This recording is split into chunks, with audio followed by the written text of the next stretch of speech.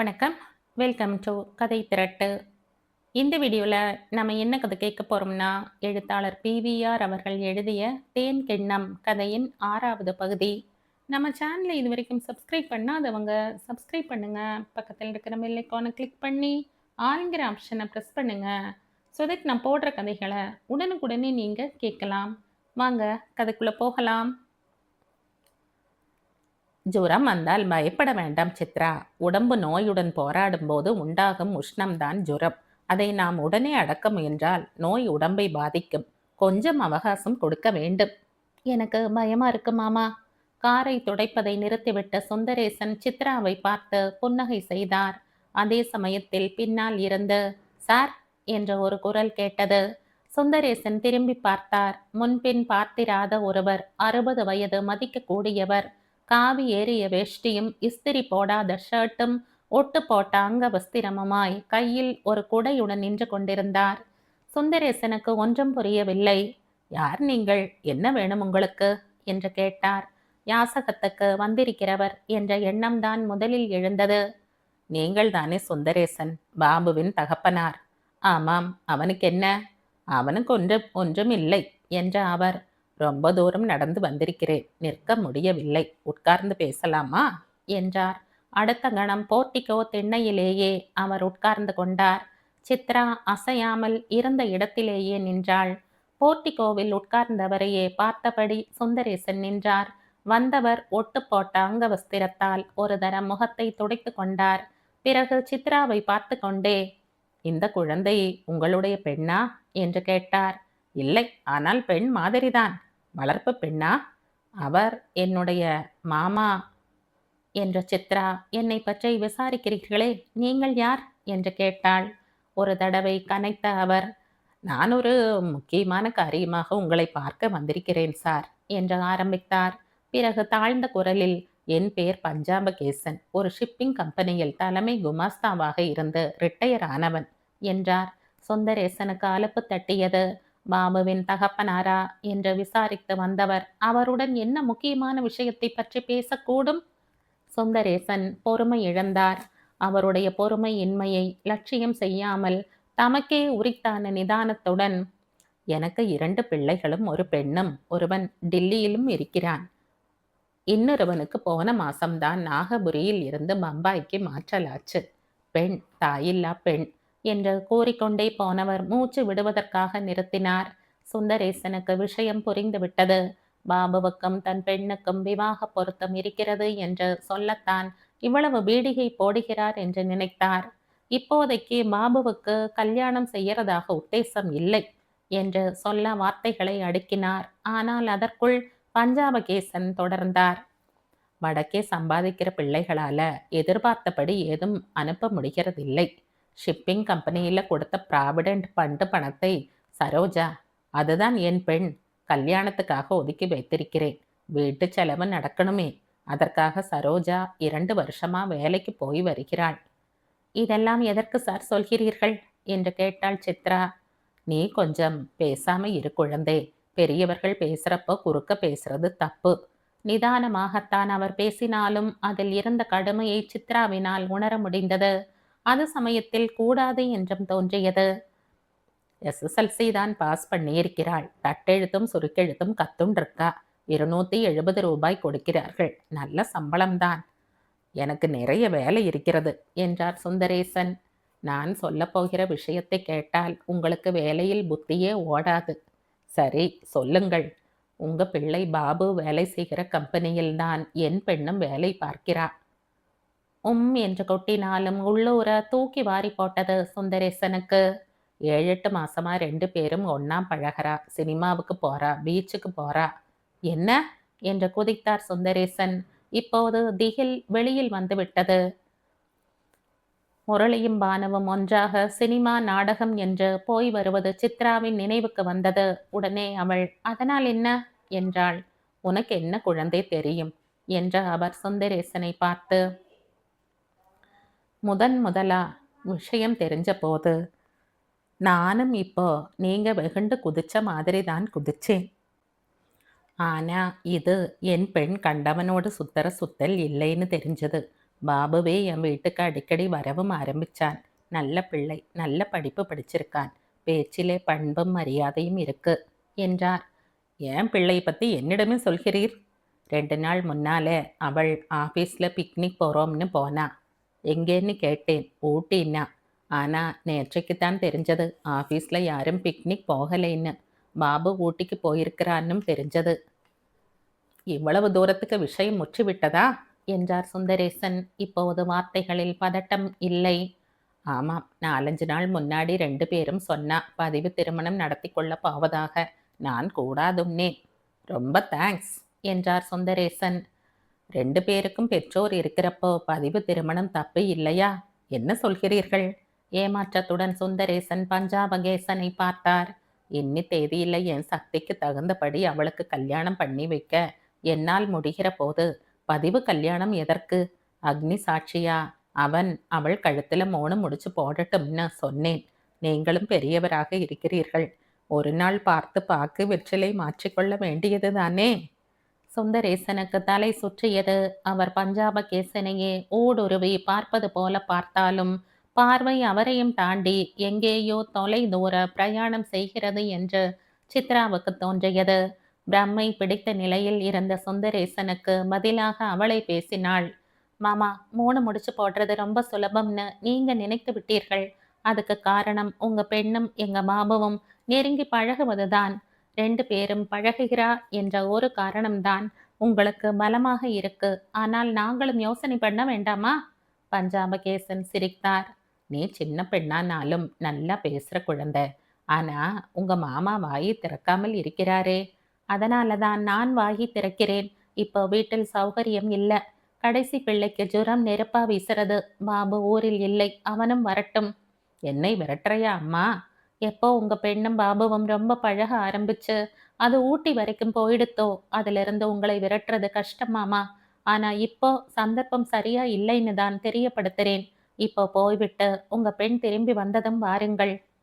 சுந்தரேசன் இருவரையும் மாறி மாறி பார்த்தார். சித்ரா என்ன பேசுகிறாள் என்பதை அவருடைய மரத்து போன மூளை புரிந்து கொள்ளாமல் போனாலும் அவள் தனக்காக சமாளிக்கிறாள் என்று தெரிந்தது. கல்யாணம் நடக்கணும். என் பெண் மானம் போகாமல் வாழணும், அவ்வளவுதான் என்றார் பஞ்சாபகேசன். இந்த எண்ணம் உங்களுக்கு இருக்கிறாற் போல் உங்க பெண்ணுக்கும் இருந்திருந்தா இத்தனை தூரம் வந்திருக்காது என்றாள் சித்ரா. என்ன சொன்ன? ஆமா மாமா, உங்க பெண் சரோஜா எதற்காக பாபுவுடன் சினிமா பீச்சுக்கெல்லாம் போகணும், ஊட்டிக்கு போகணும்? அவன் அவளை மயக்கி இருக்கிறான். ஏன் உங்க பெண் பாபுவை மயக்கி இருக்கக்கூடாதா? இப்பவெல்லாம் ஆண்களை மயக்கி கல்யாணம் செய்து கொள்ளலாம் என்ற திட்டத்துடனேயே ரொம்ப பேர் வேலைக்கு போகிறார்களாமே. சித்ரா சிரித்து கொண்டே பேசினாள். அவளுடைய துடுக்கையும் சிரிப்பையும் அவரால் தாழ முடியவில்லை. என்ன பதிலை எப்படி சொல்வது என்று ஒரு கணம் யோசனை செய்தார். ஆனால் அதற்குள் சித்ராவை தொடர்ந்தாள். நான் இப்படி பேசுறேன்னு நீங்க என்னை எரிக்கிற மாதிரி பார்த்து பிரயோஜனம் இல்லை மாமா. அந்த காலத்துல அப்பா அம்மா பார்த்து வைத்தார்கள். இப்போ காலத்துல அவர்கள் செய்யாததால பிள்ளைகளும் பெண்களும் பார்த்து தீர்மானித்து கொள்கிறார்கள். ஆனா நீங்க இப்போ வந்து பயமுறுத்துகிற மாதிரி பேசுறது தான் நாகரிகமா இல்ல. நான் வந்து பேசினதுல என்ன அநாகரிகத்தை கண்டுவிட்டனே? எடுத்த உடனே அக்னி என்கிறீர்கள், 3 முடிச்சு என்கிறீர்கள். பிள்ளையின் அம்மா அப்பா என்ன நினைக்கிறார்கள்? பிள்ளை மனசார சரோஜாவைத்தான் பண்ணி கொள்வேன் என்கிறானா என்பதையெல்லாம் நீங்கள் எண்ணி பார்க்கவே இல்லை. அவன்தானே என் பெண்ணை. பஞ்சாபகேசன் இழுத்தார். திரும்ப திரும்ப ஒரே பல்லவியை பாடாதீர்கள். உங்க பெண் மாதிரி 1000 பெண் பாபுவின் கண்ணில் படுகிறார்கள். ஆனால் பாபு மாதிரி நிறைய படிப்பும் கை நிறைய சம்பளமும் நல்ல பதவியும் உள்ள பிள்ளைகள் ரொம்ப பேர் சரோஜாவின் கண்ணில் பட முடியாது. கிணற்றில் விழுந்திருக்கும் குடத்தை பாதாள கரண்டி போட்டு இழுக்கிற மாதிரி கொக்கி போட்டு இழுத்திருக்கிறாளோ என்னமோ அவள். இப்போது சித்ரா உணர்ச்சி வசப்பட்டு பேசினாள். என்னதான் அவளுக்கும் பாபுவுக்கும் ஒற்றுமை இல்லாமல் இருந்தாலும் அவன் அவளை துரும்பாக மதித்தாலும் அவனை விட்டு கொடுத்து பேச அவளால் முடியவில்லை. பிரம்மையில் இருந்து விடுபட்டிருந்த சுந்தரேசன் அவள் பேசியதை கேட்டு ஆச்சரியமடைந்தார். தன் மருமகளின் பேச்சை மாமா ஆமோதிக்கிறார் என்பதை பஞ்சாபகேசன் உணர்ந்ததும் ரத்தம் தலைக்கேறியது. சித்ரா மீது காட்ட முடியாத ஆத்திரத்தை அவர் மீது திருப்பினார். என்ன சார், அவ ஏதோ சினிமா டிராமாவில் பேசுற மாதிரி படபடன்னு பேசுறா. நீங்களும் கேட்டுக்கொண்டு நிற்கிறீர்கள். எனக்கு என்ன பதில்? அதுதான் அவள் சொல்லியாச்சே. அதுதான் பதிலா? ஆமாம், என் பிள்ளை முதலில் வரட்டும். பஞ்சாபகேசன் மெதுவாக எழுந்தார். முதலாக அவரை பார்க்கிற போது உண்டான பரிதாப உணர்ச்சிகள் இப்போது சித்ராவின் மனதில் இல்லை. மாறாக அவர் பெண் சரோஜா மீது கோபம்தான் உண்டாகியது. அப்பாவும் பெண்ணுமாக ஏதோ திட்டம் போட்டு செய்கிறார்கள் என்ற எண்ணம் கூட தோன்றியது. அப்போ நான் வரேன் என்றார் பஞ்சாபகேசன். ம், என் பெண் வந்ததும் நான் இங்கே வருவேன். ஒருவேளை ஊட்டியிலே கல்யாணத்தை முடிச்சுண்டுதான் வருகிறார்களோ என்னவோ என்றாள் சித்ரா. பஞ்சாபகேசன் அவளை ஏறிட்டு பார்த்தார். பிறகு, நீ உன் வயசை மீறி பேசுற. உன் அம்மா அப்பா உன்னை இன்னும் நன்னா வளர்த்திருக்கணும் என்றார். சித்ரா சிரித்தாள். ஆமா மாமா, நீங்க சொல்றது சரிதான். நானும் பாபு மாதிரி ஒருவனை ஊட்டிக்கோ கொடைக்கானலுக்கோ இழுத்து கொண்டு போயிருப்பேன். என் அம்மா அப்பா என்னை சரியா வளர்க்கலைதான். பஞ்சாபகேசன் வெறுப்புடன் அவளையும் சுந்தரேசனையும் பார்த்துவிட்டு வாய் திறவாமல் காம்பவுண்டை நோக்கி நடந்தார். அவர் சென்றதும், என்ன மாமா, புதுசா ஒரு கதை கிளம்புகிறதே என்றாள் சித்ரா. விஷயம் முற்றிவிட்டது. இனிமேல் கவலைப்பட்டு பிரயோஜனம் இல்லை என்று நானும் ஒரு முடிவுக்கு வந்து விட்டேன். என்ன முடிவு மாமா? ஒரு பிள்ளை தானாக வீட்டை விட்டு வெளியே போனான். இன்னொரு பிள்ளையை நானாக வெளியே துரத்தப் போகிறேன். நீங்க செய்ய போவது சரின்னு தோணலை. குடும்பம்னு இருந்தா இதெல்லாம் இருக்கத்தான் இருக்கும். மானம் போகாம பார்த்துக்கணும். இனிமே போறதுக்கு ஒண்ணும் இல்லை. அவருடைய பேச்சை கேட்டுக்கொண்டு திடீரென்று வந்தாள் சிவகாமி. என்ன சொல்கிறீர்கள்? உன் மூத்த பிள்ளை கல்யாணம் பண்ணி கொண்ட பிறகு என் மானத்தை வாங்கறான். இரண்டாம் பிள்ளை அதுக்கு முன்னாலேயே வாங்கறான். ஏன், இப்ப என்ன நடந்து விட்டது? சிவகாமி சித்ராவை ஓரக்கண்ணால் கவனித்து கொண்டே கேட்டாள். மாமா பதில் சொல்லி ஒரு பிரளயம் உண்டாகாமல் இருக்க வேண்டும் என்று கருதிய சித்ரா, முரளியை பார்த்தீர்களா மாமி? ஜுரம் எப்படி இருக்கு என்று விசாரித்தாள். சித்ரா, நீ கொஞ்சம் பேசாம இரு. முரளிக்கு காய்ச்சல், அவ்வளவுதான். இப்போ யாரோ வந்து போனாரே, யார் அவர்? காசிக்கு போறவர் மாதிரி இருந்தது தூரத்தில் இருந்து பார்க்கிற போது. எல்லாம் அப்புறமா சொல்கிறேன் சிவகாமி என்றார் சுந்தரேசன். ஏன் அப்புறம்? உங்க மூஞ்சி வெளுத்து கிடக்கிறதே, இப்போதே சொல்லுங்கள். ரொம்ப சரி, இப்போதே சொல்லி விடுறேன். இல்லாத போனாதான் உன் தலை வெடித்து விடுமே. உன் பிள்ளை பாபு இப்போ வந்தாரே, அவருடைய பெண்ணுடன் சுற்றுகிறானாம். இப்போ 2 பேரும் ஊட்டியில் இருக்கிறார்களாம். சிவகாமி நிலை குலையவில்லை. நீங்கள் நம்புகிறீர்களா என்று கேட்டாள் நிதானமாக. பிறகு கூறினாள், நீங்கள் ஒரு பித்துக்குளி. ஊட்டிக்கு அவன் புறப்படுறதுக்கு முன்னால கல்யாணத்தை பத்தி பேச்சு எடுத்தேன். பேச்சோடு பேச்சா பாபு என்ன சொன்னான் தெரியுமா? அம்மா, நீயும் அப்பாவுமா பார்த்து பெண்ணை முடியுங்கள் என்றான். சங்கரனுக்கு ஏற்பட்ட கதி தனக்கு உண்டாக கூடாது என்றான். நீ பாபு பேசினதை நம்பினாய சிவகாமி? நம்பாமல்? நீ ஒரு முட்டாள் சிவகாமி, நீ ஒரு முட்டாள். பாபு நன்னா வேஷம் போடுறான். வந்தவர் அதை கலைத்து விட்டு போனார். சிவகாமி சுந்தரேசனை ஏறிட்டு பார்த்தாள். பிறகு, என்றைக்குமே பாபுவை கண்டால் உங்களுக்கு ஒரு வெறுப்புதான். அவன் நல்லது செய்தாலும் மூஞ்சியை திருப்பிக் கொள்வீர்கள் என்றாள். வாஸ்தவம், இப்ப அவன் ஊட்டியில் நல்ல காரியம்தான் செய்து கொண்டிருக்கிறான். என் மானம் போகிறது. திடீரென்று சிவகாமி சித்ராவின் பக்கம் திரும்பினாள். தன் குடும்ப விஷயம் பூராவும் அவளுக்கு தெரிந்து விட்டது என்ற எண்ணம் திடீரென்று தோன்ற அதுவே ஆத்திரத்தை கிளப்பியது. நீ உள்ள போ சித்ரா என்றாள். பிறகு தன் கடுமையை குறைக்கும் விதத்தில், நீ வந்த வேளை சரியான வேளையாகவே இல்லை என்றாள். 2 அடி வைத்த சித்ரா, அதுக்காக நான் திரும்பி போய்விட மாட்டேன் மாமி. நான் இந்த வீட்டில் கால் வைக்கிறதுக்கு முன்னாடியே சங்கரனுக்கும் கல்யாணமாகி சண்டை ஆரம்பித்து விட்டது. பாபுவும் சரோஜாவுடன் பீச் சினிமா என்று போக ஆரம்பித்தாகி விட்டது. கதை நடக்கிற போதுதான் நான் வந்திருக்கிறேன். என்ன மாமா, நீங்க என்ன சொல்கிறீர்கள்? நீ உள்ள போமா சித்ரா. சித்ரா குடுகுடுவென்று ஓடி ஹாலை 4 தாவில் கடந்து மாடிப்படியில் நடதடவென்று ஏறினாள். முரளியின் அறை வந்ததும் புடவை தலைப்பை சரி செய்து கொண்டாள். முரளி இன்னும் படுத்து கொண்டுதான் இருந்தான். சித்ரா மெதுவாக அவனுடைய கால் மாட்டில் உட்கார்ந்தாள். கட்டில் லேசாக கிரீச்சிட்டது. யாரு, சித்ராவா?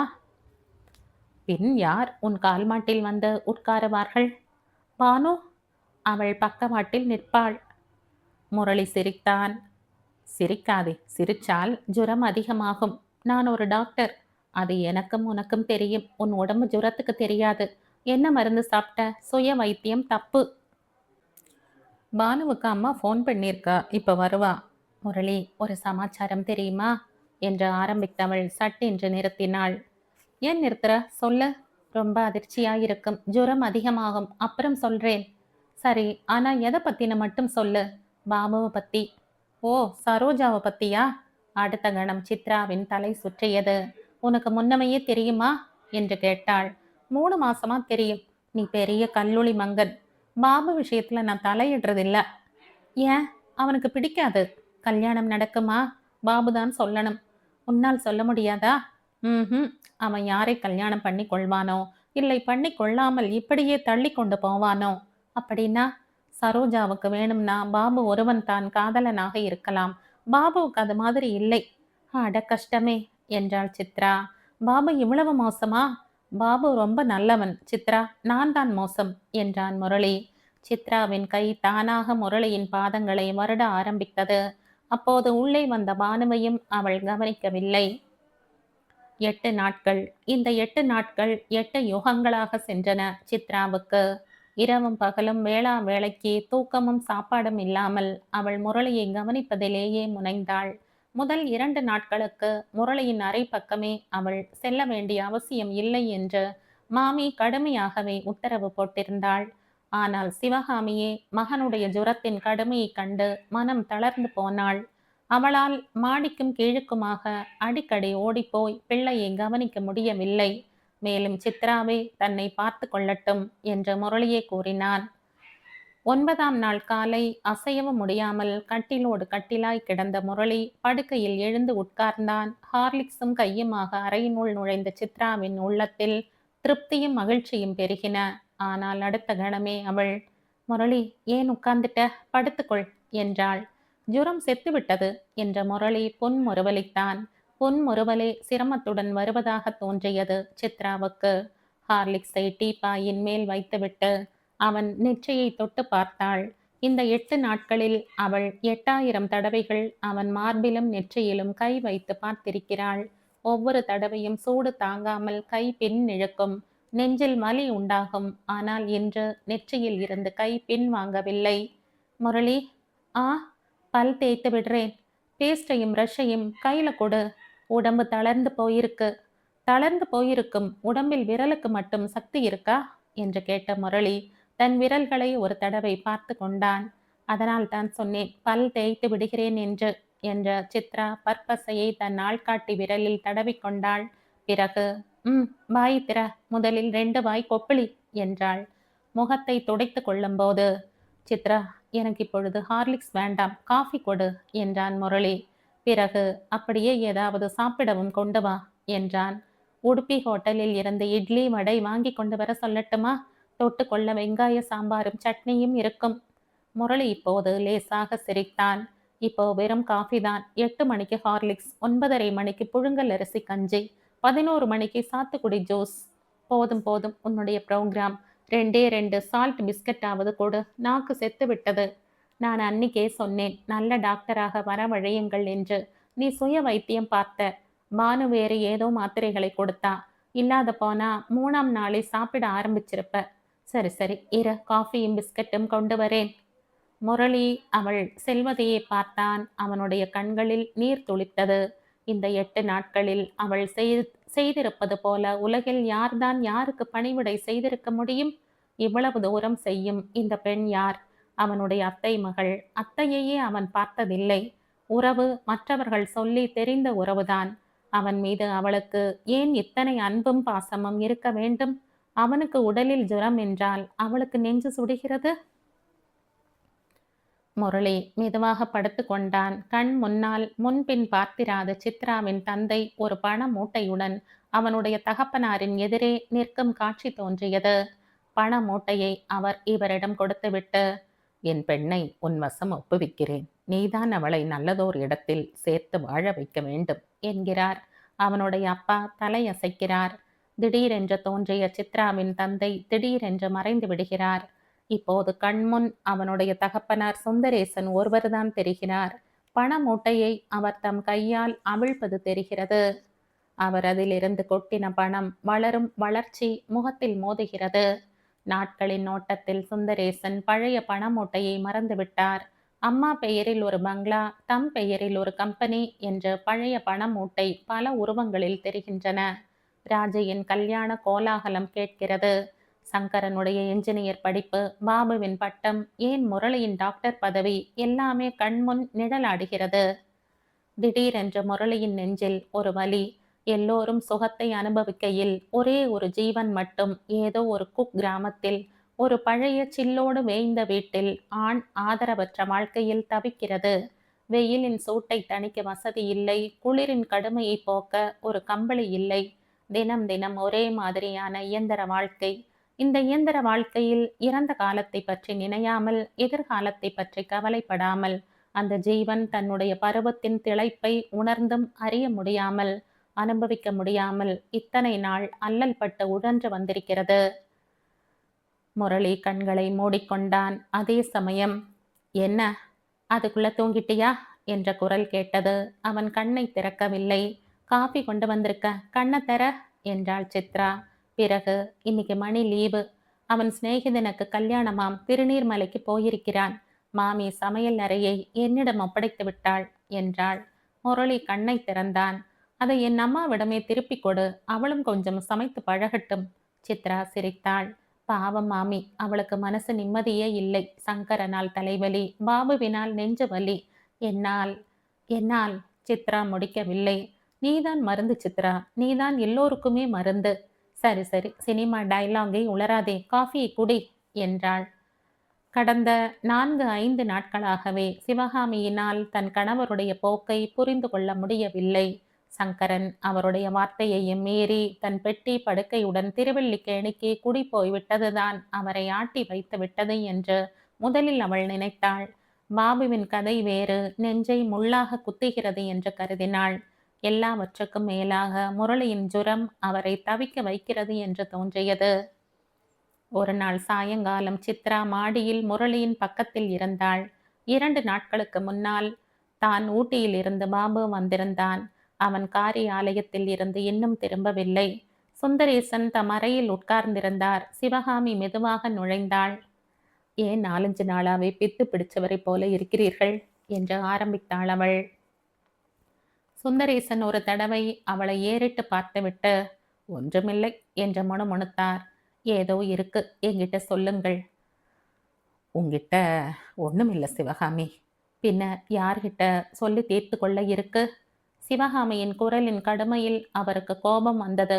அடுத்த கணமே அவளிடம் கோபித்துக் கொள்வதால் தம்முடைய பிரச்சனை தீரப்போவதில்லை என்ற எண்ணமும் உண்டாகியது. அவருடைய மௌனம் தனக்கு சாதகமாக இருக்கக்கூடும் என்று கணக்கு போட்ட சிவகாமி, யாரை பற்றி கவலைப்படுகிறீர்கள் என்றாவது சொல்லுங்கள். சொன்னால் உனக்கு புரியாது. சொல்லுங்களேன். ஏற்றத்தில் ஏறுகிறவன் கதி எனக்கும் வந்து விட்டது. அப்படியென்றால் சரிவில் இறங்க ஆரம்பித்து விட்டேன்.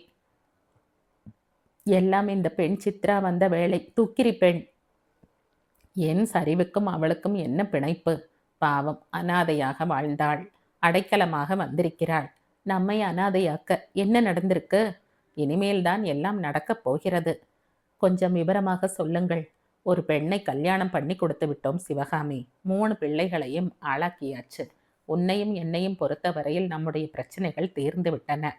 நாம் 2 பேரும் வாழ வேண்டாமா? வாழ்வோம். வாழாமல் இருக்க போகிறோமா? ஆனால் இத்தனை நாள் வாழ்ந்த வாழ்வுக்கும் இனி வாழப்போகிற வாழ்வுக்கும் வித்தியாசம் இருக்கும்.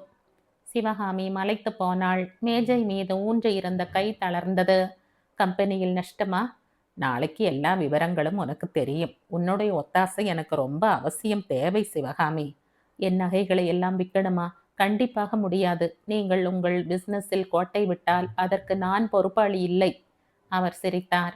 சிவகாமி, நான் உன் நகைகளை கேட்கவே இல்லையே. அதற்குள் அவசரப்பட்டு உன்னுடைய உண்மையான குணத்தை உன் புருஷனிடமே இத்தனை நகைகளையும் வாங்கி போட்டவனிடமே காட்டிவிட்டாய். எப்படியாவது இழுத்து பிடித்து சமாளித்துக் கொள்ளுங்கள்.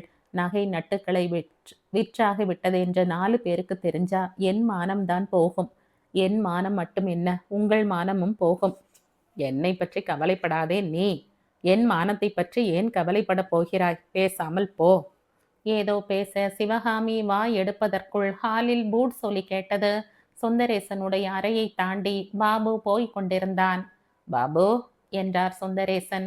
சிவகாமி பேச நினைத்ததை நிறுத்தினாள். பாபு திரும்பினான். என்னப்பா, முந்தா நாளே நீ வந்த அன்னிக்கே சில விஷயங்களை பத்தி பேசணும்னு நினைச்சேன். சமய சந்தர்ப்பங்கள் சரியா இல்லாமல் போயிடுத்து. இப்ப எனக்கு அவசர வேலை இருக்கு, உடனே போகணும் என்றான் பாபு. திரும்பி வந்தப்புறம் பேசிக்கொள்ளலாம் என்றாள் சிவகாமி. பாபு கிளம்ப முயன்றான். பாபு, சுந்தரேசன் தம்மையும் மீறி கத்தினார். அவருடைய குரலின் வீச்சை கேட்டு பாபு அயர்ந்து போனான். அவரையே பார்த்தபடி நின்றான். நீ வருவதற்கு 2 நாள் முன்னால பஞ்சாபகேசன் வந்துவிட்டு போனார். பஞ்சாபகேசன் யாருன்னு தெரியும்னு நினைக்கிறேன். தெரியும். என்ன சொன்னார்? என்ன சொல்லி இருப்பார் என்று நீ எதிர்பார்க்கிறாயோ அதைத்தான் சொல்லிவிட்டு போனார். ம் ஒரு விபரீதமும் வராதபடி பார்த்து கொள்ளணும் என்றாள் சிவகாமி சுந்தரேசனை பார்த்து கொண்டே. சுந்தரேசன் பாபுவையும் சிவகாமியையும் மாறி மாறி பார்த்துவிட்டு, 4-5 நாள்ல மறுபடியும் அவர் வரேன்னு சொல்லி இருக்கிறார் என்றார். அவர் வந்தது எனக்கு பிடிக்கவில்லை. அவர் வராமல் பார்த்து கொள்ள நீயே ஏதாவது ஒரு வழி செய். பாபுவினால் தன் காதுகளை நம்ப முடியவில்லை. ரொம்ப தேங்க்ஸ் அப்பா. அந்த மனுஷன் இங்கிதம் தெரியாமல் இங்கே வந்து தத்து பித்துன்னு என்னை பத்தி உளறி இருக்கிறான்.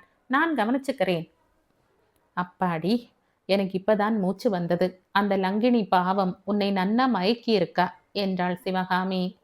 பாபு, அதே சமயத்தில் இன்னும் ஒன்று சொல்ல வேண்டியிருக்கு. இனிமே இந்த வீட்டில் உனக்கு இடம் இல்லை. உன் அண்ணன் கல்யாணத்துக்கு அப்புறம் வெளியேறினான். நீ அதுக்கு முன்னாலேயே வெளியேற போற. கூடிய சீக்கிரம் தனியா போயிடு. இந்த மாதிரி தம் பிள்ளையிடம் தாமே நேரடியாக சொல்ல வேண்டிய நிலை வந்துவிட்டதே என்ற வருத்தம் அவர் வார்த்தைகளில் தோய்ந்திருந்தது. சொல்லி முடித்ததும் அவர் தம் தலையை தாழ்த்தி கொண்டார்.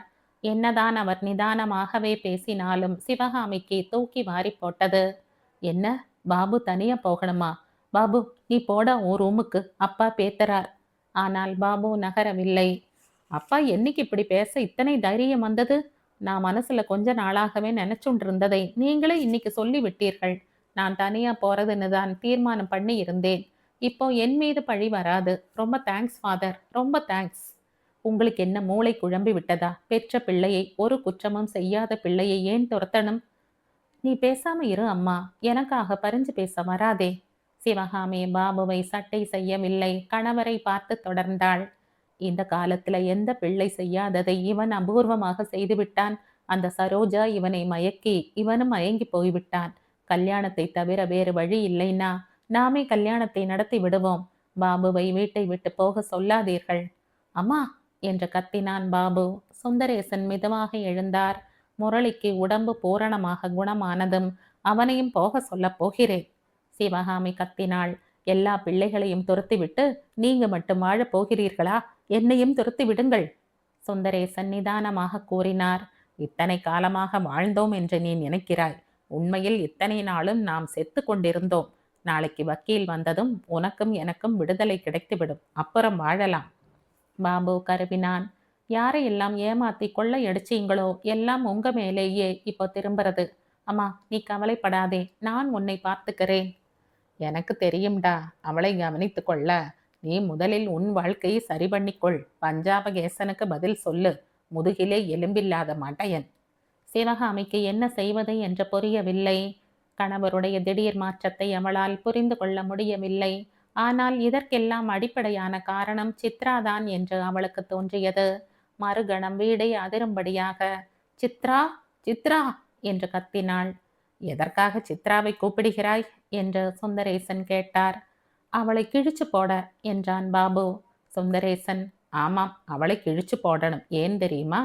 பஞ்சாபகேசனிடம் அன்று அவள் பேசி மடக்கி தலை தூக்க முடியாமல் அடிச்சதற்கு கிழிச்சுதான் போடணும். உன்னை விட்டு கொடுக்காமல் உனக்காக பரிந்து பேசினாளே, அதற்கு அவளை கிழிச்சுதான் போடணும். தோ வருகிறாள். அம்மாவும் பிள்ளையும் கிழிச்சு போடுங்கள். நான் பார்த்து கொண்டு நிற்கிறேன் என்றார். அவர் வேறி பிடித்தவரை போல பேசிக்கொண்டே போனார். தந்தை சொன்ன தகவல்களை கேட்டு பாபுவுக்கு தலை சுற்றியது. சிவகாமி மட்டும் சித்ரா வரும் திசையை பார்த்து கொண்டு நின்றாள். விரைவாக வந்த சித்ரா ஹாலினுள் நுழைந்ததும் நிதானமாக நடக்க ஆரம்பித்தாள்.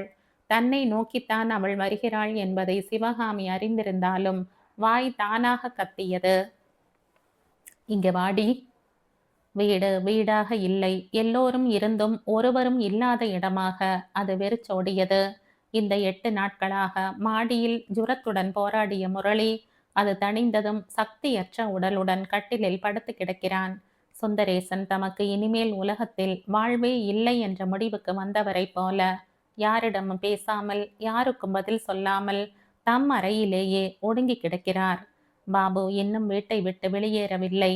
அவன் வெளியேறினால் தானும் வெளியேறி விடுவதாக மாமி பயமுறுத்தவே அவன் தனக்கு சாதகமாக ஒரு திருப்பம் ஏற்பட்டு விட்டதை எண்ணி தந்தையை வென்றுவிட்டோம் என்ற இருமாப்பில் அலைந்து கொண்டிருந்தான். மாமியை பற்றி கேட்கவே வேண்டாம். தன்னை எதுவும் யாரும் அசைக்க முடியாது என்று அவள் தன் இயல்பிலேயே தன்னுடைய சிநேகிதிகளை வரவேற்று கொண்டும் அவர்களுடைய வீடுகளுக்கு சென்று கொண்டும் நாட்களை ஓட்டினாள். காதுக்கு இனிமையான ஒரு வாத்தியத்தில் ஸ்ருதி வேதம் விழுந்து விட்டதாக எண்ணிய சித்ரா எல்லாம் அவள் வந்த வேலைதான் காரணம் என்று மாமி தன்மேல் சுமத்திய குற்றச்சாட்டை மனமாற ஒப்புக்கொண்டாள். ஆம், எல்லா விபரீதங்களும் அவள் கால் வைத்த நேரத்திற்கு பின்தான் ஏற்படலாயின. சங்கரன் வீட்டை விட்டு வெளியேறியது யாரோ முன்பின் தெரியாத ஒருவர் குடும்பத்தையே கலக்கும் அளவுக்கு தன் பெண்ணுடைய கல்யாணத்துக்காக வந்து நின்றது. முரளியின் காய்ச்சலும் அதனால் அவனது எம்டி பரீட்சை தடைப்பட்டது. இவையெல்லாம் சித்ரா வந்த பிறகுதான் அவளுக்கே தன்னுடைய போதாத காலத்தின் மீது ஆத்திரமும் எரிச்சலும் பிறந்தன. அன்று காலையில் மாமி தன் மனதை திறந்து காட்டிவிட்டாள். அவளுடைய தகப்பனார் என்றோ ஒப்படைத்து விட்டு போன பணத்தை தூக்கி அவள் முகத்திலேயே எரிந்து விடுவதாகவும் அவள் அடுத்த ஒரு வாரத்தில் எங்கே வேண்டுமானாலும் போய் இருக்கலாம் என்றும் சொல்லிவிட்டாள். இனி என்ன செய்வது? சித்ராவுக்கு ஒன்றும் பிடிக்கவில்லை. வீட்டினுள்ளேயே வளைய வளைய வந்து கால்கள்தான் வலித்தன. முரளியின் அருகே சென்று பேசவோ சிரிக்கவோ மனத்தில் நிறைவும் இல்லை, நிம்மதியும் இல்லை.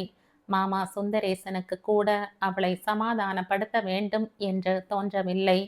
சம்பவம் நடந்த 3ஆம் நாள் சுந்தரேசன் சாப்பிட்டுவிட்டு கம்பெனிக்கு போய்விட்டார்.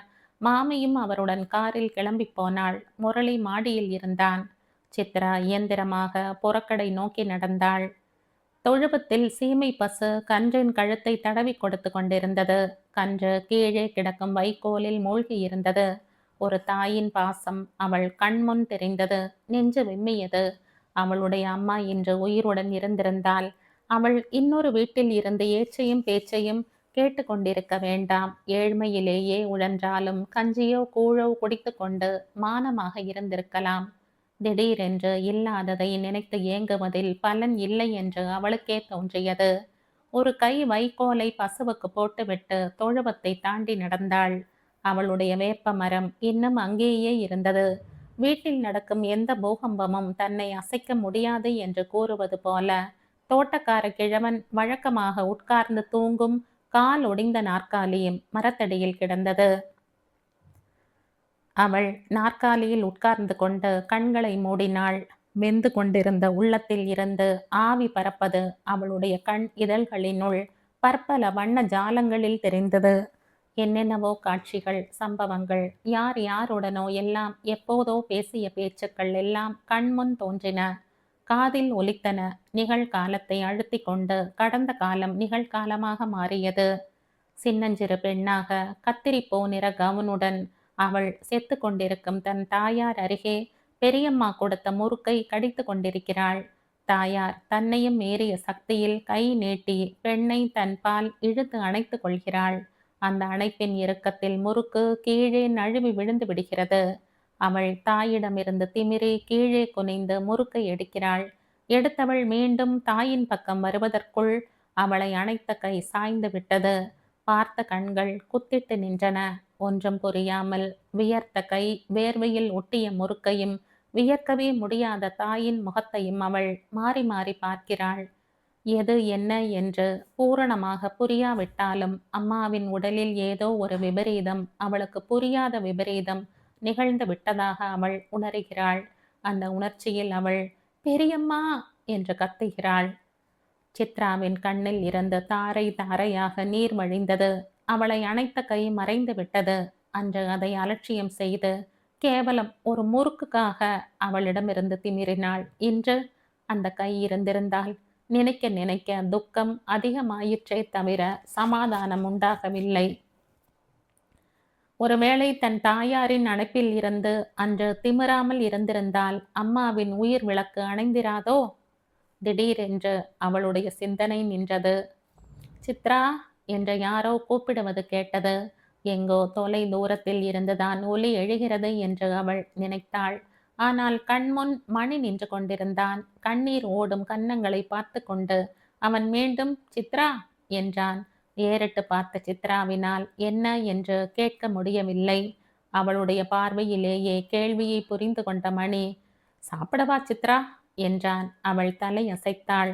நீ வந்த புதிதில் உனக்கும் எனக்கும் எத்தனையோ வாக்குவாதங்களும் பூசல்களும் நடந்தன. அதையெல்லாம் நான் மறந்துவிட்டேன். நீயும் மறந்து சாப்பிடவா? சித்ரா வேதனையிலும் புன்முறுவலித்தாள். பேச்சு கூட வந்தது. நான் என்னைக்குமே உன்னை மனசார கோபித்து கொண்டது கிடையாது மணி. அது தெரிந்துதான் நானே இங்கே வந்தேன். வா, சாதம் போடுகிறேன். நீ சாப்பிட்டுக்கொள். கிழவனுக்கு போடு. முந்தா நாள் மாமி ஏதோ வார்த்தைகளை கொட்டினாள் என்பதற்காக நீ உன் வயிற்றை காய போடுறது துளி கூட சரியில்லை சித்ரா. எனக்கு சாப்பிட பிடிக்கவில்லை மணி. உன் வாய்க்கு பிடிக்கிறதோ இல்லையோ, வயிற்றுக்கு வேணும். உடம்பில் தெம்பு இருந்தால்தான் மனசாலும் நன்னா வேதனைப்பட முடியும். தயவு செய்து என்னை தொந்தரவு செய்யாதே மணி. நீ சாப்பிட வராத போனால் நான் இங்கே இருந்து போக மாட்டேன். முந்தா நாள் ராத்திரி மாமா கெஞ்சி கெஞ்சி உன்னை களத்தில் உட்கார வச்சார். அப்புறம் வேண்டா வெறுப்பாக நேத்து காலையில ஒரு வாய் காப்பி குடிச்ச. அதுக்கப்புறம் எனக்கு தெரிஞ்சு எதுவுமே சாப்பிடலை, குடிக்கலை. நீ ஏன் எனக்காக கவலைப்படுற மணி? போ, நீ போய் சாப்பிடு. ஏன்னு கேட்குறையா? நானும் உன்னை போல ஒரு அனாதை தான் சித்ரா. 13 வயசு வரையில் எங்க அப்பா உசுரோடு இருந்தாலும் அவர் என்னுடைய 4ஆம் வயசில் 2ஆம் கல்யாணம் பண்ணிட்ட போதே என்னை அனாதையாக்கி விட்டார். இதை பார் என் தோள்பட்டையை. ஏதோ கோபத்தில் சித்தி அடுப்பில் தாளிக்கு வைத்திருந்த இரும்பு கரண்டியால் என் உடம்பில் அடித்தார். மணி துண்டை நீக்கி தோள்பட்டையை காட்டினான். சித்ரா கண்ணை மூடிக்கொண்டாள். மணி தொடர்ந்தான். நான் ஏழை அனாதை, நீ பணக்கார அனாதை. ஆனால் 2 பேரும் அனாதைகள்தான். அனாதைகள்ல நீ சொல்ற வித்தியாசம் கிடையாது மணி என்றாள் சித்ரா தன்னையும் மீறி. ஏதோ எனக்கு தோணித்து சொன்னேன். ஆனால் எல்லாம் கொஞ்ச நாட்களுக்குத்தான் சித்ரா இதெல்லாம். அப்புறம் இந்த மாமியே குழஞ்சு குழஞ்சு உங்கிட்ட நாய் மாதிரி வருவாள். மாமி நீ சொல்ற மாதிரி குழஞ்சு வரணும்னு நான் ஆசைப்படலை. நீ ஆசைப்படுறேன்னு நான் சொல்லலை. உனக்கு அந்த மாதிரி ஆசைப்படவே தெரியாதுன்னு எனக்கு தெரியும். இப்ப வாயேன் சாப்பிட. எல்லாம் மாறி அவலா போறது. சித்ராவினால் அவனுடைய வற்புறுத்தலை பொறுக்க முடியவில்லை. இன்னும் கொஞ்ச நேரம் பொறுத்து வருகிறேன் என்றாள் அவள். இப்போதே மணி 12 ஆறது. 1 மணிக்கு வரேன். நீ வரமாட்டாய். வரேன். என்னை தட்டி கழிக்க பார்க்கிறாய். தொந்தரவு செய்யாமல் போயேன் மணி, உன்னை கெஞ்சி கேட்கிறேன். நான் இப்போ முரளிக்கு என்ன பதில் சொல்றது? அவன் வேறு கஞ்சி குடிக்காமல் காய்ந்து கிடக்கிறான். கிடக்கட்டும். அவனும் நீயும் இப்படி காய்கிறது கூட வயிற்றெரிச்சலா இல்லை. அந்த பானு ஒரு பிளேட் பிஸ்கட்டையும் ஒரு கப் ஹார்லிக்ஸையும் தீர்த்து கட்டினாளே, அதை காண்ற போதுதான் பற்றி கொண்டு எரிகிறது. பானுவின் மனசில் வேதனை இல்லை. மாடியில் அவள் முரளியிடம் போரடித்து கொண்டிருக்கிறாள். பரீட்சை பிரமாதமாக எழுதியிருக்கிறாளாம். இந்த அசடு வெரி குட்னு சந்தோஷப்படுறது. நடுவே சித்ரா சாப்பிட்டாச்சா, சித்ரா சாப்பிட்டாச்சான்னு வேற கேட்கிறது. இப்ப நீ வா. முதல்ல முரளிக்கு கஞ்சியும் ரொட்டியும் கொடு. நீ சாப்பிடாமல் அவனை இங்க சாப்பிட போறான். எல்லாம் சாப்பிடுவான், போய் கொடு. அங்கே இருந்துதான் வரேன். அவன் கஞ்சி குடிச்சப்புறம்தான் நான் சாப்பிடுவேன்னு அவன்கிட்ட சொல்லு. அதை நீயே சொல்லேன் சித்ரா. நீ சொல்லு மணி. பானு இருக்காளே, அவ படிச்சவ தானே ஒழிய மனித உணர்ச்சிகளை புரிந்து கொள்ள தெரியாதவள். சரி சொல்றேன், அப்புறம் சாப்பிடுவாய் அல்லவா? பார்க்கலாம். பார்க்கலாம்னு சொல்லக்கூடாது. சாப்பிட்டே ஆகணும். நீ சாப்பிடலேன்னா நானும் சாப்பிட மாட்டேன். திடீரென்று சித்ரா சிரித்தாள். உன்னால பசி தாங்க முடியாது மணி. வாஸ்தவம்தான். என்ன பட்டினி போடாத. நீ சாப்பிட வந்துவிடு. மணி திரும்பி நடந்தான். 2 அடி நடந்தவன் திடீரென எதையோ நினைத்து கொண்டவனைப் போல திரும்பினான். ஒரு சமாச்சாரம் தெரியுமா? என்ன? நாளைக்கு வக்கீல் வரப்போகிறார். எனக்கு என்ன அதனால? உனக்காகத்தான் மாமா வரவழைக்கிறார்னு எனக்கு தோன்றது. எப்படி தோணித்து தெரியுமா? நேற்று ராத்திரி மாமாவும் மாமியும் ரொம்ப நேரம் தர்க்கம் செய்து கொண்டிருந்தார்கள். கடைசியில் மாமா ஏதோ அழுத்தமாக சொல்லியிருக்கிறார் போலிருக்கிறது.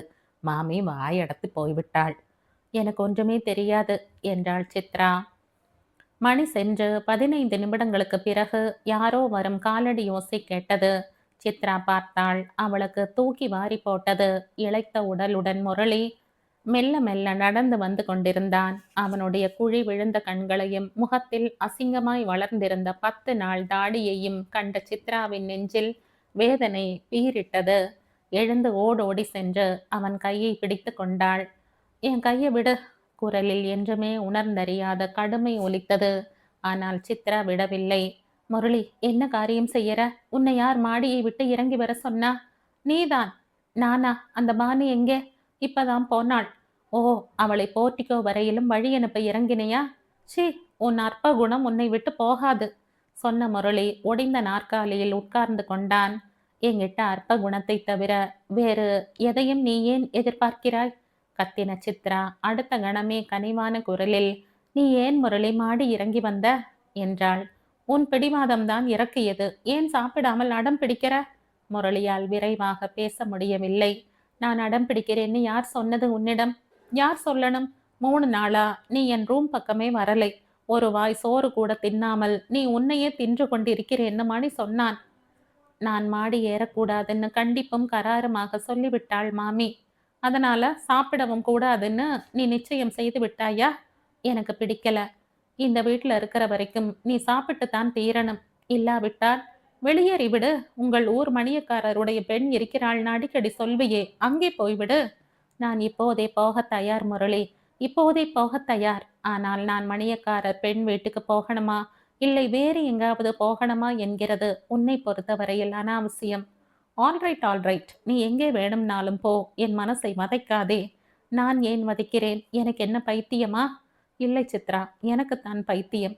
2 வருஷமா ராவும் பகலும் படிச்சு படிச்சு கடைசியில பரீட்சை எழுத முடியாமல் போய்விட்டதே என்கிற ஏமாற்றத்தையும் வேதனையையும் மறந்துட்டு நீ 3 நாளா சாப்பிடாமல் வாடி போறையேன்னு என் மனசு அடிச்சுண்டது பாரு. எனக்குத்தான் பைத்தியம். சித்ரா ஒரு கணம் அசைவற்று நின்றாள். முரளி, நீ என்னமோ செய் சித்ரா. அடுத்த கணம் அவள் அழ ஆரம்பித்தாள். அழாத சித்ரா, உன் உடம்புல அழுவதற்கு கூட தெம்பு இல்லை. முரளி, இந்த வீட்டில் என்ன நடந்தாலும் நீ எனக்கு நிழல் மாதிரி இருக்கேன்னு அந்த தைரியத்திலேயே இத்தனை நாள் இருந்து விட்டேன். அந்த நிழலும் இருக்கக்கூடாதுன்னு உன் அம்மா கண்டபடி திட்டி தடை போட்டு விட்டாள். தடை போட்டவள் ஒரு முட்டாள் என்றால் அவள் போட்டது தடை என்று நினைத்தாயே, நீ அவளை விட பெரிய முட்டாள். மாமாவும் வாய் திறக்காமல் கேட்டுக்கொண்டே இருந்தாரே, ஏன் அப்படி இருந்தார்னு எனக்கும் அவருக்கும் தான் தெரியும். இன்னும் கொஞ்ச நாள்ல உனக்கும், ஏன் உலகத்துக்கே தெரியும். சரி சரி, இப்போ சாப்பிட கிளம்பு. நீ முதலில் ரொட்டியும் கஞ்சியும் சாப்பிடு. Alright alright my little fool. 2 பேருமா டைனிங் டேபிளில் சாப்பிடுவோம். முரளி மெதுவாக எழுந்தான். சித்ரா அவனுடைய கையை பிடித்து கொண்டு நடந்தாள். திடீரென்று பசி தோன்றி காதை அடைப்பது போன்ற உணர்வு உடல் எல்லாம் வியாபித்தது. முரளியும் சித்ராவும் எதிரும் புதிருமாக உட்கார்ந்திருந்தார்கள். மணி முதலில் ஒரு டபரா நிறைய கஞ்சியையும் ஒரு காலி டம்ளரையும் கொண்டு வந்து வைத்தான். ஒரு தட்டில் ரொட்டி துண்டுகள் வேறு. முரளி ரொட்டியையும் கஞ்சியையும் மாறி மாறி பார்த்தான். அவனுடைய முக சுளிப்பை ஓரக்கண்ணால் கவனித்த சித்ரா அருகே இருந்த சாதத்தை போட்டுக்கொண்டு குழம்பை எடுக்க கரண்டியை எடுத்தாள். இதற்குள் சமையல் அறையில் இருந்து உருளைக்கிழங்கு கறியுடன் வந்தான் மணி. முரளி கரியை பார்த்தான். ஆவி பறந்து கொண்டிருந்தது. கம கம என்ற வாசனை முகத்தில் ஏக்கத்தை வரவழைத்தது. மணி, ஏன் கையில வச்சுண்டு நிக்கிற? கலத்துல போடு என்றாள் சித்ரா. மணி போட்டுவிட்டு சமையல் அறைக்கு திரும்பினான். சித்ரா சாதத்தை பிசைகையில் முரளியை கவனித்தாள். அவன் இன்னும் ரொட்டியையோ கஞ்சியையோ தொடவில்லை. ஆ, கஞ்சி ஆறி போறதுக்கு முன்னால சாப்பிடு என்றாள் சித்ரா. விரல் இப்போது கரையில் விளையாடியது. மண் மாதிரி இருக்கு. ஜுரம் வந்தால் அப்படித்தான் இருக்கும். இன்னும் 2 நாள் தானே. உனக்கு வந்தால் தெரியும். எனக்கு ஏன் ஜுரம் வரப்போகிறது? ஒரு துண்டை எடுத்து வாயில் போட்டு கொண்டாள் சித்ரா. அடுத்த கணம், ஏ கிளாஸா இருக்கு கறி, பிரமாதம் என்றாள். இந்த தட்டுல 2 துண்டு போடு. முரளி ரொட்டி தட்டை சுட்டி காட்டினான். ஐயையோ, நல்லெண்ணெயில ரோஸ்ட் பண்ணி இருக்கு. நல்ல காரம் வேற. மறுபடியும் படுத்து கொள்ளணுமா? சிரித்து கொண்டே குழம்பு சாதத்தில் ஒரு வாய் போட்டு கொண்டாள் சித்ரா. என் நாக்கு செத்து விட்டது சித்ரா. சாகட்டும் சாகட்டும், இதை சாப்பிடக்கூடாது, அதை தொட்டும் பார்க்க கூடாதுன்னு உன் நோயாளிக்கு ஆர்டர் போடுற நீ உன் விஷயத்துல மட்டும் அஜாக்கிரதையாக இருக்கலாமா? பேசாம ரொட்டியை தின்னு கஞ்சியை குடி. சொல்லிவிட்டு சித்ரா அவனை பார்க்காமல் தன்னுடைய கலத்தை பார்த்தாள். கஞ்சி பார்க்கறதுக்கே சகிக்கலை. கஞ்சினா அப்படித்தான் இருக்கும். ஜுரம் கண்ட உடம்புக்கு ஜீரணிக்கிற சக்தி ஏது? அதுக்காகத்தான் கஞ்சி ருசியை பார்க்காம மடக் மடக்குன்னு குடி. முடியாது. நான் சின்ன குழந்தையா இருக்கும்போது என் பெரியம்மா புழுங்கல் அரிசி கஞ்சி தான் கொடுப்பாள். அத பார்த்திருந்தா நீ இந்த ஜவ்வரிசி கஞ்சியை தேவாமிர்தம் என்ப. இப்ப அதை நினைத்தால் குமட்டுகிறது. தொட்டுக்க என்ன தெரியுமா? நார்த்தங்காய். ஒரு வாட்டின அப்பளத்துக்காக அழுவேன். உளுந்து உடம்புக்கு ஆகாதடின்னு பெரியம்மா பக்கத்துல நிக்காமலே போயிடுவா. 2 ரொட்டி துண்டை வாயில போட்டுக்கோ. உப்பும் காரமுமா சாப்பிடணும் போல இருக்கு. முரளி பரிதாபமாக அவளை பார்த்தான். கூடாது. இது 2யும் பார்க்க சகிக்கலையே சித்ரா. உன்னையும் தான் இப்ப பார்க்க சகிக்கலை. கருத்து போன மூஞ்சி, 2ம் கட்டான் தாடி, பரட்டை தலை. அதனால உன் பக்கத்துல இல்லாமல் போயிட்டனா?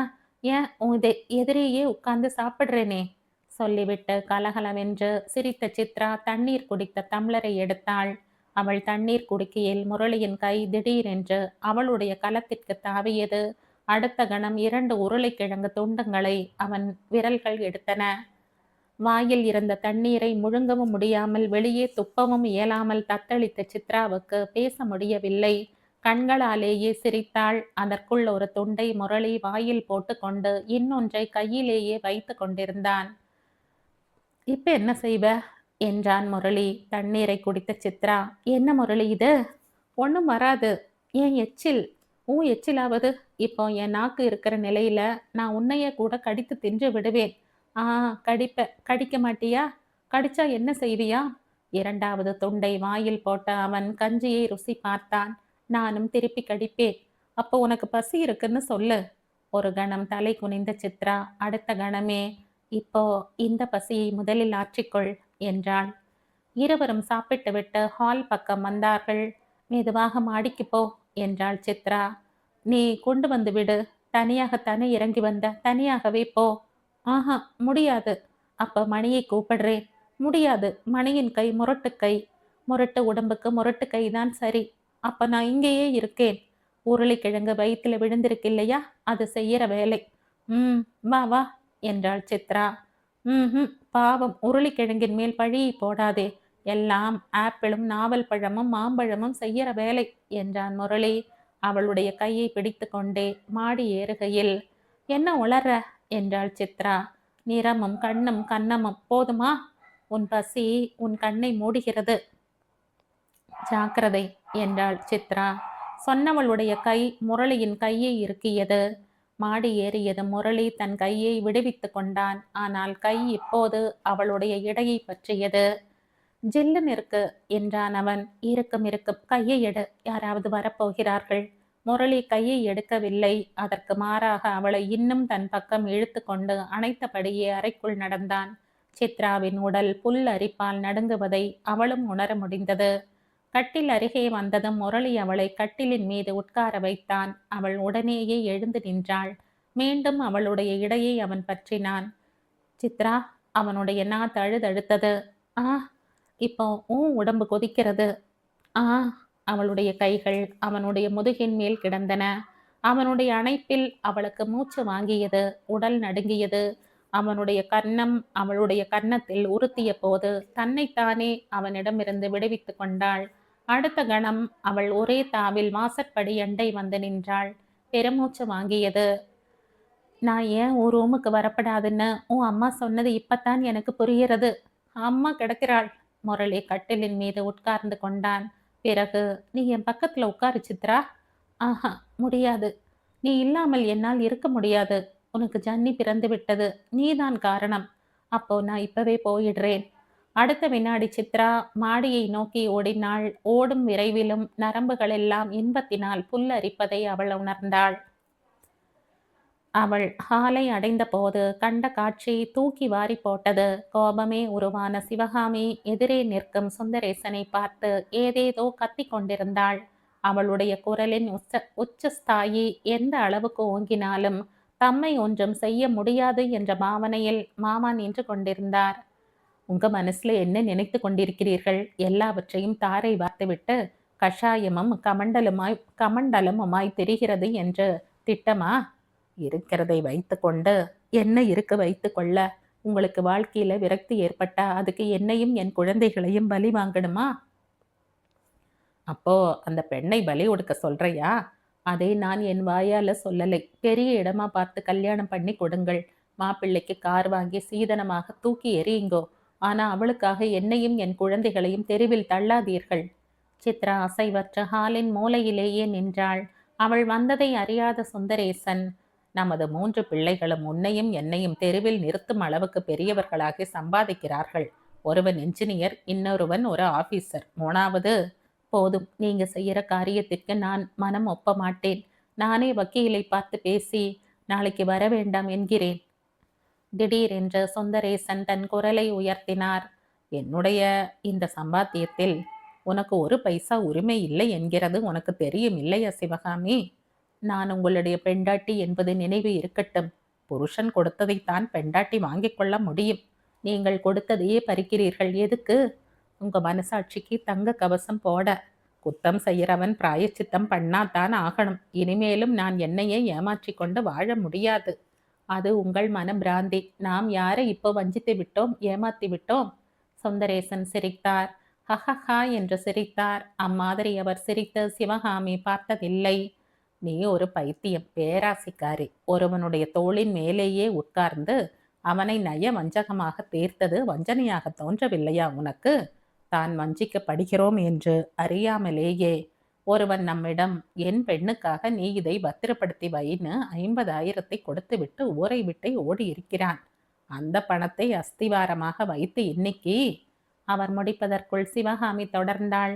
ஆமாம், இன்னைக்கு பங்களாவிலே வாழ்கிறோம், காரிலே போகிறோம், வைரமும் தங்கமுமாக அனுபவிக்கிறோம். நான் இல்லைன்னு சொல்லல. ஆனா அதுக்காக 50,000 தூக்கி எறியுங்கள். இப்போ நம்ம கிட்ட இருக்கிறதெல்லாம் அந்த 50,000 வந்தது. அந்த வேர் அன்னைக்கு இல்லைன்னா இன்னைக்கு இந்த மரம் இருக்க முடியாது. அதுக்காக மரத்தையே வெட்டி சாய்த்து விடணும்னு உங்க புத்தி பேதலிச்சு போச்சா? என் மனசாட்சி எப்படி திருப்தி செய்யறது கொள்றதுன்னு எனக்கு தெரியும். நீங்கள் செய்யறது அநியாயம். இத்தனை காலமாக அநியாயத்திலே வாழ்ந்து வாழ்ந்து உனக்கு நியாயம் எதுன்னு தெரியல. இந்த வீடு என் பேர்ல இருக்கு. அதை நான் திருப்பி தரமாட்டேன். அதை என் இஷ்டப்படி என் பெயருக்கே மாற்றிக்கொள்ள எனக்கு உரிமை இருக்கு. அந்த உரிமையை அன்றைக்கே ரிஜிஸ்டர் செய்து அன்றைக்கே சாசனப்படுத்தி விட்டேன். என்னை நட்ட நடுவாந்திரத்தில் நடுத்தெருவில் நிறுத்தாதீர்கள். பட்டு புடவையும் வைர நெக்லஸுமாக இருந்த சிவகாமி நூல் புடவையுடன் நடந்தால் ஊர் போராவும் ஏளனமாக சிரிக்கும். என்னால் தலை தூக்க முடியாது. மாற்றத்துக்கு காரணம் தெரிந்தால் உன்னை கொண்டாடுவார்கள். ஏன் தியாகின்னு கூட சொல்வார்கள். எனக்கு தியாகி பட்டம் வேண்டாம். உனக்கு வேணுமோ வேண்டாமோ, நான் செய்ய போகிற காரியத்தின் விளைவுகளில் உனக்கு வரப்போகிற தியாகி பட்டமும் ஒன்று. கோர்ட்டிலே அந்த பெண் வழக்கு போட்டு வாங்கி கொள்ளட்டும். அவளுடைய அப்பன் 50,000 கொடுத்தான் என்பதற்கு யார் சாட்சி? நியாயம் என் கண் முன்னே தெய்வம் மாதிரி நிற்கிறப்போ எதற்கு கோர்ட்டு? ஏன் இப்படி திடீரென்று மாறிவிட்டீர்கள்? இத்தனை வருஷமாக இந்த மாதிரி ஓர் எண்ணம் உங்கள் மனசில் இருந்ததே இல்லையே. நீ என் மனசை புரிந்து கொள்ள ஒரு பிரயத்தனமும் செய்யாதவள். உன்னை சுற்றிய உலகத்தில் நீ ஒருத்திதான் இருந்தாய். இத்தனை காலமாக தினம் தினம் நான் செத்து கொண்டிருந்தேன். அது உனக்கு எப்படி தெரியும்? ஒவ்வொரு கவளம் வாயில் விழுந்த போதும் நெஞ்சு வலித்தது. அந்த வலி உனக்கு தெரியுமா? உங்களுக்கு புத்தி சுவாதீனம் சரியில்லை. உண்மை. எதிர்பார்ப்பதற்கு மாறாக சென்றவர்கள் எல்லாம் புத்தி சுவாதீனம் இல்லாதவர்கள். ஐயோ, என் மானம் போய்விடுமே! சிவகாமி புலம்பலானாள். அவளுடைய புலம்பலின் எதிரொலி அடங்கும் வரை காத்திருந்த சுந்தரேசன், சிவகாமி, நான் என் தங்கை புருஷனிடமே, இந்த சித்ராவின் அப்பாவிடமே ஒரு காலத்தில் வேலை பார்த்து வந்தேன் தெரியுமா? அப்போது அவன் என்னை தன்னுடைய ஏஜென்ட்டாக நியமித்து எல்லா பொறுப்புகளையும் என்னிடமே ஒப்படைத்திருந்தான். ஐயோ, எனக்கு பழைய கதை கேட்க வேண்டாமே. நான் சொல்லி ஆகணும். ஏஜென்ட்டாக இருந்தபோது பொய் கணக்கு எழுதினேன். வந்த பணத்தை வராத பட்டியலில் காட்டினேன். ஏன் தெரியுமா? அவனுடைய வியாபாரம் நொடித்து கொண்டு வந்தது அவனுக்கு தெரியவில்லை. அவன் சீட்டாட்டத்திலும் குடியிலும் தன்னை பறிகொடுத்து கொண்டிருந்தான். தரித்திரத்தின் மடியிலே பிறந்து அதிலேயே செக்கு மாடு மாதிரி கஷ்டப்பட்ட எனக்கு பேராசை உண்டாயிற்று. ஐயோ, என்னை வதைக்காதீர்கள். நீ ஒட்டு போட்ட புடவையில் நொந்து போனாய். இடுப்பிலே ஒன்று, மார்பிலே ஒன்றுன்னு அலை கழிந்தாய். இன்னைக்கும் அலை கழியணும்னு தீர்மானித்து விட்டீர்களே. 3 பிள்ளைகளை ஆளாக்கி பெண்ணையும் நல்ல இடத்தில் கொடுக்கணும் என்கிற ஆசை ஒவ்வொரு அப்பனுக்கும் இருக்கிற கடமை உணர்ச்சி எங்கிட்டையும் இருந்தது. அவனை வஞ்சித்தேன். ஒரு நிலையில் அவன் விழித்து கொண்டான். இடிஞ்சு போன வீட்டில் உபயோகப்படுகிற பொருள் ஏதேனும் இருக்குமான்னு பார்த்தான். இப்படி செய்தால் கடன்காரர்களை ஏமாற்றி 50,000 காப்பாத்தலாம்னு நானே சொல்லிக் கொடுத்தேன். அந்த பணத்தை அந்த மகாபாவி எங்கிட்டயே ஒப்படைத்து விட்டு ஓடினான். சிவகாமி கேவி கேவி அழ ஆரம்பித்தாள். அழாத சிவகாமி, மேட்டில் ஏறினவன் பள்ளத்தில் இறங்கித்தான் ஆக வேண்டும். நீங்கள் குழியில் இறக்கி விட்டீர்கள். அடுத்த கணம் சிவகாமி எழுந்தாள். சித்ரா உன்னை வீட்டை விட்டு வெளியேற்ற மாட்டாள். எல்லாம் பழையபடியே இருக்கும் என்றார் சுந்தரேசன். அவள் போடுகிற பிச்சையில் நான் வாழணுமா? சிவகாமி இப்போது அவரை வெறித்து பார்த்தாள். இத்தனை நாள் பறித்த சொத்தில் அனுபவித்தாய். அதைவிட பிச்சை எத்தனையோ மேல். சிவகாமி ஹாலை விட்டு வெளியேறி சமையற்கட்டை நோக்கி நடந்தாள். மூலையில் இருந்த சித்ரா மெதுவாக நடுக்கூடத்துக்கு வந்து மாமாவின் முன்னால் நின்றாள். அவளுடைய கண்ணில் துளிர்த்த நீரை கண்டு அவர் புன்முறுவல் பூத்தார். சிவகாமி நினைத்தது போல சுந்தரேசனுக்கு திடீரென்று பைத்தியம் பிடிக்கவில்லை. மின்னலைப் போல மன மாற்றமும் உண்டாகிவிடவில்லை. அவருடைய மனசாட்சி அவரை அரிக்க ஆரம்பித்து எத்தனையோ ஆண்டுகள் ஆகிவிட்டன. அவர் தம்முடைய எண்ணங்களையும் எடுத்துக்கொண்ட முடிவையும் தம் முன்னேயே மூடி மறைத்து கொண்டுதான் இருந்தார். தாயில்லா பெண் சித்ராவையும் அவளுடைய தந்தை ரகுபதியையும் நினைக்கும் போதெல்லாம் எத்தகைய அநீதியை தாம் அவர்களுக்கு இழைத்து வந்திருக்கிறோம் என்ற மனம் அடித்து கொள்ளும். ரகுபதி தம் பெண்ணையும் பணத்தையும் அவரிடம் ஒருங்கே ஒப்படைத்து சென்றிருந்தால் ஒருவேளை அவர் சித்ராவின் இளம் வாழ்க்கையை ஏழ்மையில் அழுத்தி இருக்க மாட்டாரோ என்னவோ. கட்டுக்கட்டாக ரகுபதி கொடுத்த நோட்டுக்கள் அவருடைய கண்ணை மூடிவிட்டன. அவருடைய மனைவி சிவகாமியும் 3 பிள்ளைகளும் ராஜையும் தான் அவருடைய உலகம் என்ற எண்ணம் மற்ற எல்லா எண்ணங்களையும் அழித்து கொண்டு எழுந்தது. ரகுபதியின் பெண் தன்னுடைய பெரியம்மாவின் ஆதரவில் கிராமத்தில் வளர்ந்து வருகிறாள். 6 அல்லது 7 வயது நிரம்பிய அவளை அவர் சென்னைக்கு அழைத்து வந்தால் ஏற்கனவே ராஜையை வளர்த்து வரும் சிவகாமியின் பொறுப்பு இன்னும் அதிகமாகிவிடும். மேலும் சித்ரா சிறு வயது முதற்கொண்டே அவருடைய வீட்டில் வளர்ந்தாள். அவளுடைய தகப்பனார் பணம் கொடுத்து வைத்துவிட்டு போன விஷயம் உலகத்துக்கு தெரிய ஆரம்பிக்கலாம். தரித்திரத்தில் உழன்ற சுந்தரேசனுக்கு புது வியாபாரம் ஒன்று ஆரம்பித்து முன்னேற எதிர்பாராத வகையில் ஒரு வாய்ப்பு முளைத்தது. வியாபாரம் ஆரம்பிக்கையில் கூட அவருடைய மனம் அடிக்கடி தாம் செய்யும் காரியம் சரிதானா என்று கேட்டு துன்புறுத்தியது. ஏழையாக இருந்தாலும் அவரிடம் அவ்வளவு பெரிய தொகையை ஒருவர் ஒப்படைத்திருக்கிறார் என்றால் அதற்கு காரணம் அவர் மீது உள்ள நம்பிக்கைதானே. அந்த நம்பிக்கையை தகர்ப்பது மனித தன்மை உள்ள காரியம் இல்லை என்றும் அவர் எண்ணினார். வியாபாரம் செழித்து வளர்ந்தால் ரகுபதி கொடுத்த பணத்தையும் ஏன் நியாயமான வட்டியையும் சேர்த்து சித்ராவுக்கு பிற்காலத்தில் கொடுத்து விடலாம் என்ற எண்ணமும் பிறந்தது. வியாபாரம் நொடித்து விட்டால் அவளுடைய கதி என்னவாகும் என்ற கேள்வியும் அதே சமயத்தில் எழத்தான் செய்தது. ஆனால் தம் மீது அவருக்கு இருந்த அசைக்க முடியாத நம்பிக்கையில் தோல்விகளை அவர் மறந்தார். ஆரம்பித்த வியாபாரம் வளர அவரது வாழ்க்கையில் செழுமை அதிகமாயிற்று. பிள்ளைகளும் பெண்ணும் இங்கிலீஷ் கான்வென்ட்டுகளில் படிக்க ஆரம்பித்தார்கள். சுந்தரேசன் வருடத்துக்கு ஒரு புதிய காராக மாற்றலானார். சிவகாமியின் உடல் பட்டு புடவையை தவிர வேறு எதையும் ஏற்க மறுத்தது. வைரத்தோடு வைர வளையல், வைர பேசரி என்று அவள் வைரங்களிலேயே வாழலானாள். வியாபாரம் தொடங்கி வளம் கொழித்த பிறகு சுந்தரேசனின் வாழ்க்கை முறையே திசை திரும்பியது. ரோட்டரி கிளப்பில் அங்கத்தினராகி பற்பல பெரிய மனிதர்களுடன் உறவாடி பம்பாய், கல்கத்தா போன்ற நகரங்களுக்கு வியாபார காரியமாக சென்று வர தொடங்கினார். இப்போது அவரால் சித்ராவையோ ரகுபதியையோ நினைத்து பார்க்க முடியவில்லை. ஒரு நாளின் 24 மணி நேரமும் அவருடைய காரியங்களுக்கே போதவில்லை. பணம் பேங்கில் ஏற ஏற வஞ்சனை உள்ளத்தின் உறக்கம் அதிகமாயிற்று. இந்த உறக்கம் திடீரென்று ஒரு நாள் கலைந்தது. அன்று அவருடைய பெண் ராஜி மணக்கோலத்தில் திகழ்ந்தாள். பட்டுப்புடவை சரசரக்க, உடம்பெல்லாம் தங்கமும் வைரமும் இழைய, மாலையும் கழுத்துமாக அவள் அவரை நோக்கி மெதுவாக நடந்து வந்தாள். அப்பா, நான் நமஸ்காரம் செய்கிறேன் அப்பா.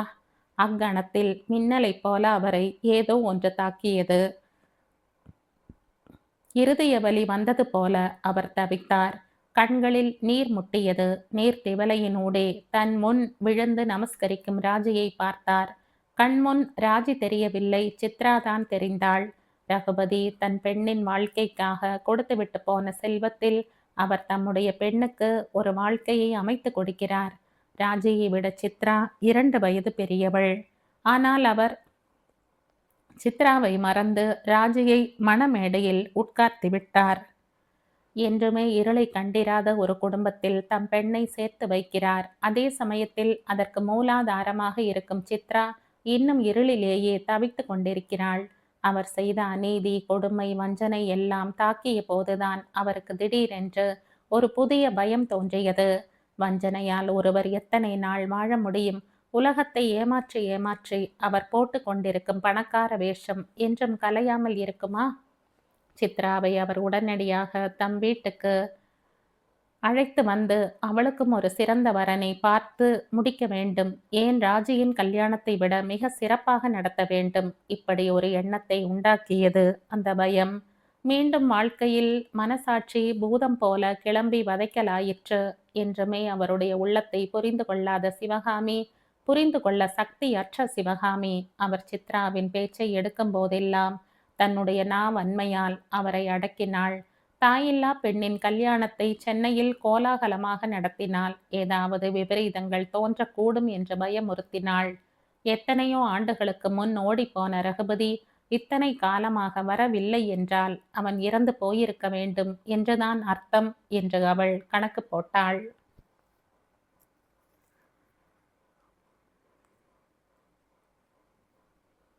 இந்த கதையின் தொடர்ச்சியை அடுத்த பதிவில் கேட்கலாம். நன்றி.